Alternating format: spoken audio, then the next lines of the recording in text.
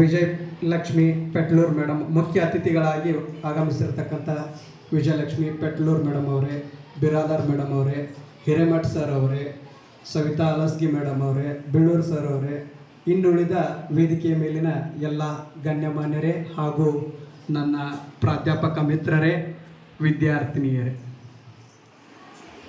ನಮ್ಮ ಈ ಕಳೆದ 2 ವರ್ಷಗಳಿಂದ ಪ್ರತಿ ವರ್ಷ ನಾವು ಈ ಹಳ್ಳಿ ಹಬ್ಬ ಅನ್ನುವಂಥ ವಿನೂತನ ಕಾರ್ಯಕ್ರಮವನ್ನು ಆಚರಿಸ್ತಾ ಬರ್ತಾ ಇದ್ದೀವಿ.